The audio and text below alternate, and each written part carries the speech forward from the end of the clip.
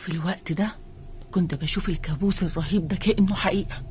كنت شايفة كل حاجة بوضوح، حتى جين كنت شايفاها بوضوح، وكنت سامعاها بوضوح أكتر وهي بتقولي: شفتي ازاي يا اسمت قدرت أوصلك في الوقت المناسب علشان أنقذك من اللي انتي كنتي فيه.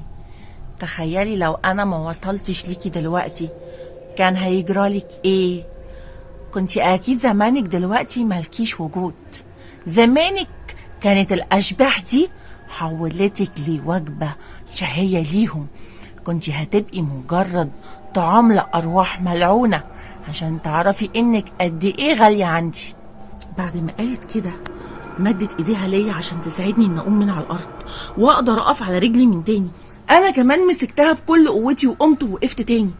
بعد كده لقيت ملامحها بتتغير، كان كل شيء بشع، وانا ببصلها واشوفها وهي بتتحول لمسخ مخيف.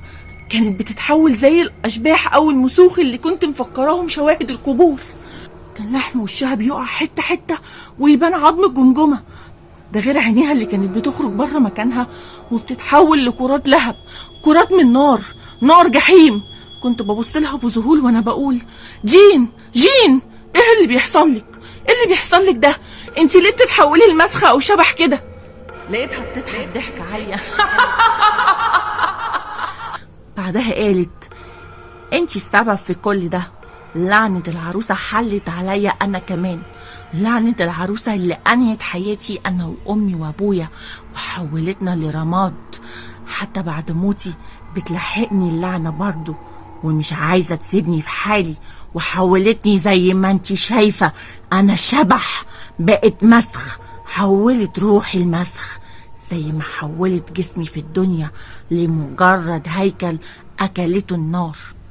بعد ما قالت كده سكتت وكانت بتبصلي بنظرات بشعه قبل ما تكمل كلامها بصوت غريب: عارفه يا اسمت يا صاحبتي الانتيم، كل ده كان ليه ومين السبب فيه؟ انتي يا اسمت، انتي السبب في كل حاجة حصلت لك وكل حاجة حصلت معايا. انتي يا اسمت سبب اللعنة دي من البداية للنهاية. بصيت لها بخوف وانا بقول لها: ليه يا جيم بتقولي كده؟ هو انا عملت لك ايه بالظبط؟ ده انتي حتى كنتي اختي وكنت بحبك قوي، كنت بحبك انا ورامي وقبل ما اكمل كلامي قطعتني وكانت بتصرخ وبتقول: بتقولي رامي ده بقى هو السبب في كل ده. ايوه انتي وهو السبب. انتي عارفة اني كنت بحبه ورغم كده حبك انتي واتجوزك وسابني انا. جرحتوا كرامتي انتوا الاتنين وكان لازم انتقم، وكان انتقامي منكم في قمة البشاعة. لكن للأسف اللعنة حلت عليا انا كمان ودقت من نفس الكاس اللي انتي دقتي منه يا اسمت. لما قالت كده وسكتت اتكلمت انا وقلت: عارفه ايه يا جين؟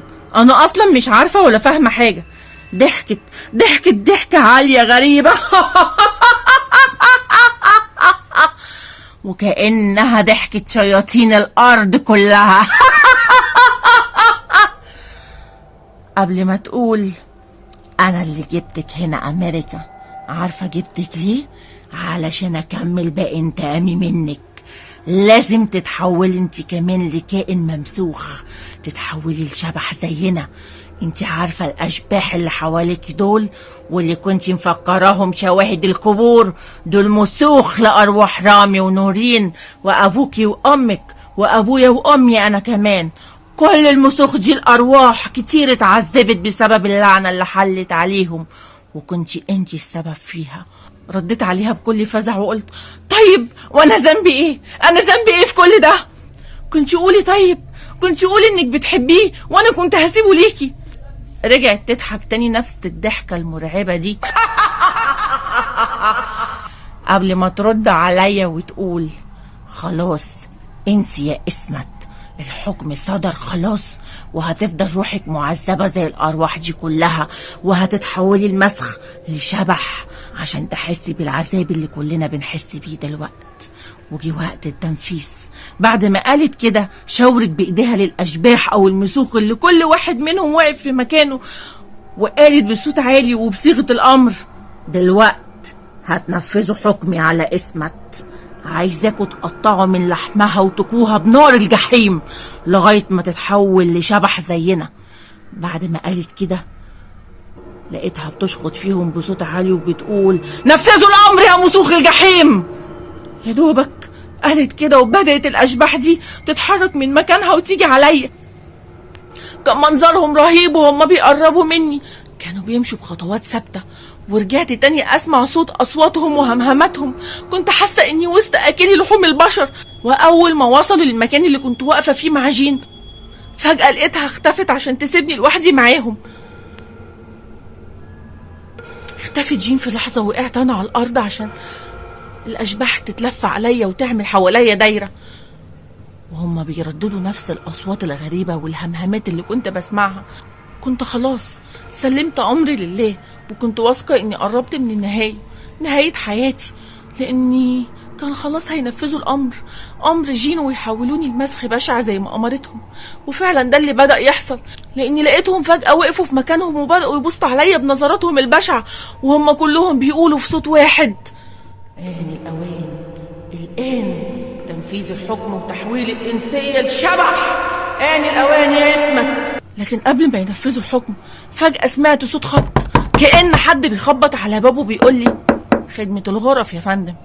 عشان اصحى من نومي وانا في قمة الفزع، واتأكدت وقتها اني كنت نايمة، وان كل اللي شفته ده كان مجرد كابوس. الكابوس اللي اكد شكوكي في جين، وانها قدمت لنورين بنتي العروسة الملعونة عشان تنتقم مني. قمت بسرعة وفتحت الباب عشان الاقي موظف الفندق المسؤول واقف بيبتسم لي في هدوء وهو بيقول: يا ريت يا فندم تجهزي نفسك، لان في طيارة مسافرة على مصر اللي حضرتك حجزتيها ميعادها الساعة 7. إدارة الفندق طلبت مني إني أبلغك. حاولت ابتسم وأنا برد عليه وقلت له: طيب كويس، إن شاء الله هكون جاهزة ومستعدة، وهكون في صالة السفر في المطار قبل الساعة 7. كنت عايزة أشكره لأن جه في الوقت المناسب عشان يصحيني من النوم اللي كنت بشوف فيه أبشع كوابيسي، لكن اكتفيت بالرد ده، وقبل ما أقفل الباب شكرته ورجعت لأوضتي تاني، وحيدة مهمومة مش عارفة لما أرجع مصر أرجع للفيلا تاني ولا هعمل ايه مع العروسة الملعونة. ده اللي هنعرفه في الجزء الجاي.